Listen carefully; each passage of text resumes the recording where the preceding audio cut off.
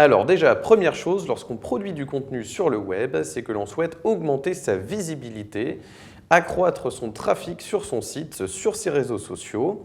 Ensuite vient la question évidemment des objectifs qui, dans un second temps, vont vous permettre de savoir s'il s'agit d'une stratégie marketing pure pour attirer de nouveaux clients, s'il s'agit de parler de votre marque, si vous êtes déjà une entreprise bien installée qui souhaite quelque part créer un imaginaire dans la tête de vos fidèles clients. Donc voilà, la démarche n'est pas la même ensuite dans un second temps, mais dans tous les cas, le contenu sur un site, sur des réseaux sociaux, va augmenter votre visibilité.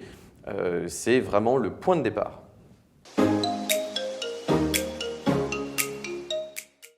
Alors évidemment, il ne faut pas confondre brand content et content marketing qui sont deux notions différentes, deux approches opposées.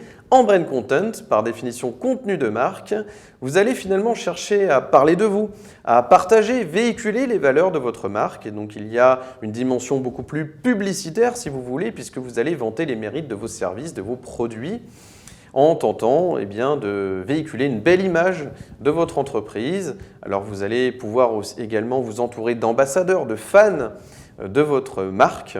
Donc ce sont ces fameux influenceurs aussi qui vont pouvoir véhiculer cette belle image de l'entreprise afin de fidéliser déjà toute votre clientèle et de vraiment être dans une dimension brand-centrique qui va davantage répondre aux objectifs de la culture d'entreprise.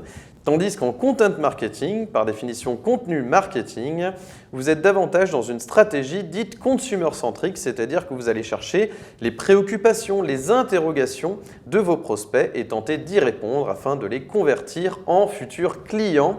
C'est ce qu'on appelle le tunnel de conversion qui peut se résumer en 3 étapes: attirer, convertir et fidéliser ces futurs clients. Donc vous êtes davantage dans une quête de génération de leads, comme on dit, c'est-à-dire à générer de nouveaux prospects pour votre entreprise. Vous l'aurez compris, le brand content est plutôt à réserver aux entreprises qui sont déjà bien en place, qui ont déjà fait leur acquisition client, tandis que le content marketing est plutôt à recommander aux entreprises qui démarrent leur activité, puisqu'elles partent de zéro.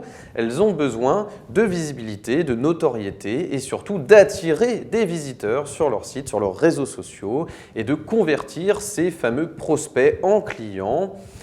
Donc finalement de se constituer un carnet de clients très fort, une base de données très forte pour ensuite les rediriger vers ces services et ces produits.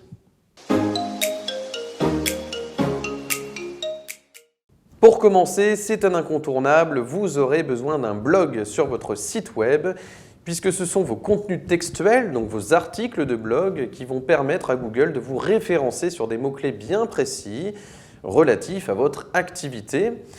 D'où l'importance de s'entourer d'un rédacteur web qui connaisse bien les techniques de rédaction SEO, de référencement naturel, afin de vous permettre de vous positionner sur des mots-clés stratégiques. Aujourd'hui, la vidéo est clairement leader dans les habitudes de consommation des internautes sur le web, et notamment depuis la pandémie où nous assistons à un boom de temps de visionnage, notamment sur YouTube, donc suivi des infographies et des articles de blog. Autrement dit, les contenus visuels ou qui contiennent du visuel ont beaucoup plus de chances d'intéresser vos prospects et de les amener à convertir. On voit qu'un contenu qui a intéressé un internaute vous donne 6 fois plus de chances que celui-ci convertisse. Autrement dit, à vous de trouver finalement le contenu, la thématique qui va intéresser votre visiteur. Une manière finalement de griller toutes les étapes puisque c'est là qu'on s'aperçoit qu'un contenu peut vous permettre à la fois d'attirer, de convertir et de fidéliser un même visiteur sur votre site.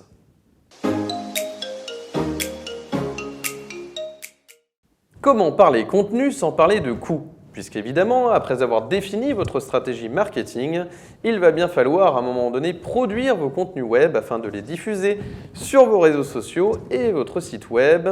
Et c'est là qu'interviennent plusieurs options, dont celle d'externaliser cette production de contenu en faisant appel à un créateur de contenu web qui sait, par définition, de quoi il parle, mais également qui va vous permettre une meilleure maîtrise des coûts, une meilleure flexibilité, une meilleure proximité également, et surtout qui va vous éviter d'embaucher une personne à temps plein.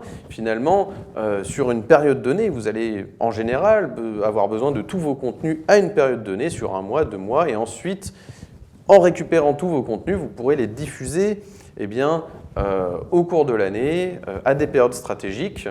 Donc vous voyez, c'est une meilleure solution, me semble-t-il, puisque ça vous permet vraiment, en plus de ça, d'avoir vraiment votre contenu à n'importe quel moment, hein. Vous avez vraiment une disponibilité immédiate pour vous et surtout vous faites appel, n'oubliez pas que faire appel à un indépendant, c'est faire appel à un chef d'entreprise qui a pour objectif premier la satisfaction de ses clients.